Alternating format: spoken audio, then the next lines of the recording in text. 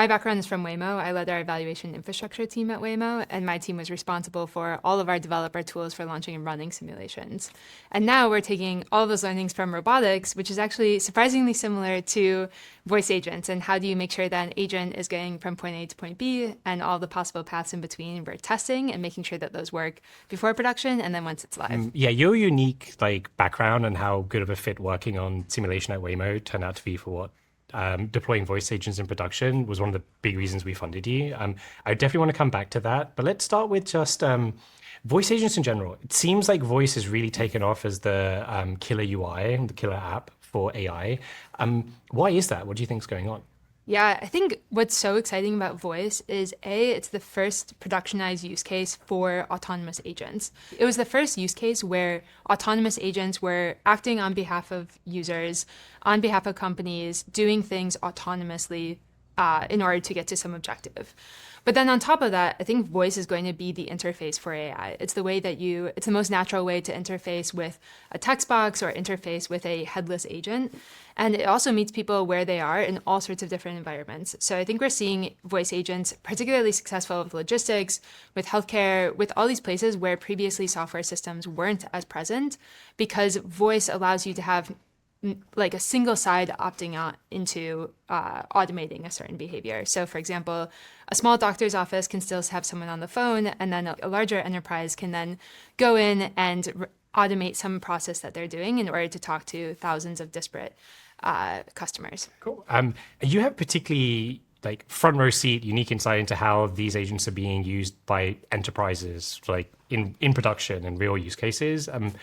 What's changed over the last 12 months in the enterprise world? It seems like enterprises are especially quick to adopt voice agents. And so I'm just curious, has anything made it easier for them to deploy these things, or has anything changed about their attitudes or belief in the technology? We're seeing enterprises deploy voice agents at massive scale and more rapidly than any other type of agent, because there's a lot more infrastructure already in place for voice. So for example, standard operating procedures for customer service, you have IVR trees or call flows that already exist.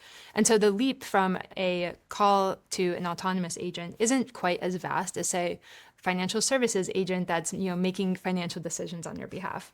And then what we're seeing with enterprises, and particularly enterprises that we work with, is that they might start with customer support flows, and then realize there are all these other places in their enterprise that could benefit from autonomous voice systems.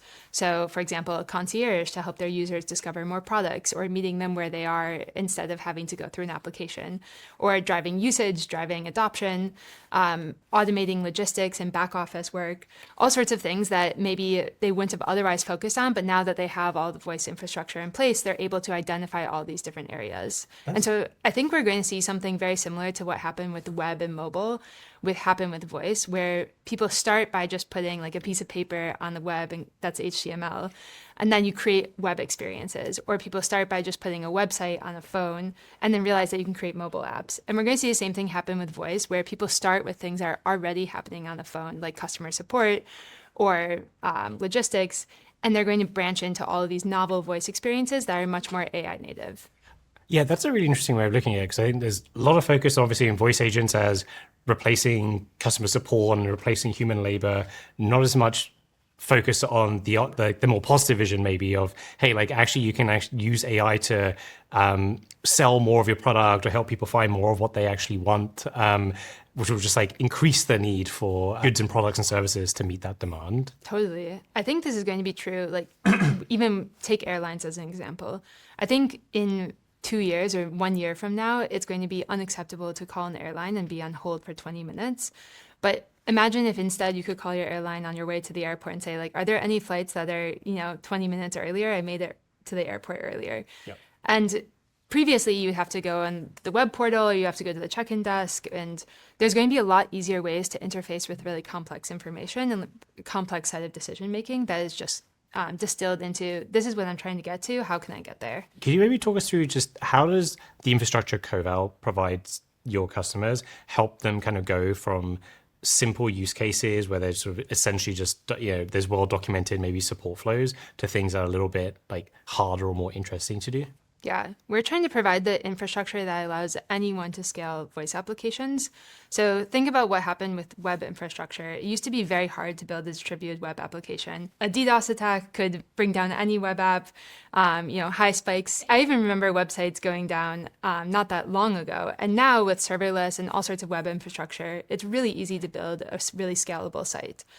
And we're missing a lot of this infrastructure for voice. Today, it's still really hard to build voice applications. And we're trying to make it so that any enterprise can build a voice application that scales to millions of users, and they understand what's happening in all those conversations, where are things going wrong, where are the compliance, risk problems, but also all of this product information. Like you have customers at your fingertips, and enterprises are always trying to hear from customers, understand the customer journey, opportunities for upsell, opportunities for product adoption. And so we can provide a lens into all of those customer interactions. What Coval is trying to do is how do you provide that infrastructure so that any enterprise out there can build a voice application? So when you're working with your customers to help them deploy these voice agents, what are some of the things that voice agents are kind of naturally good at doing out of the box? And where are the areas that they're more brittle and you have to provide more infrastructure? Yeah, definitely. I think the interesting thing about voice agents versus, say, like a customer support agent is that voice agents fail in totally different ways than a customer support agent might fail. So a customer support agent might struggle to keep up with new product changes. So products are constantly evolving in enterprises, and so maybe a product was deprecated or changed or the policy changed. And that is something that agents are exceptional at. The moment you change that policy, then it deploys to tens of millions of conversations. The things that agents struggle more with is that they might trip up in more egregious ways that a human agent might not. So for example, it might say just the completely wrong thing, or it might have a vocal hallucination. Famously, voice agents will accidentally scream, or they'll start to whisper, or they'll change voices halfway through. So the voice agents never cease to be really funny, but at the same time, if you're on the other side of that, that is, a customer support agent would never accidentally scream during the conversation. And so there's all these things that maybe you didn't have QA for before, and now you have to. And I think also QA used to be somewhat optional as like a nice to have, but ultimately you kind of just assume that things are roughly working. But with voice agents, that's not true because you have the capability for them to access all sorts of systems. There's all sorts of compliance problems and security controls that you have to have in place.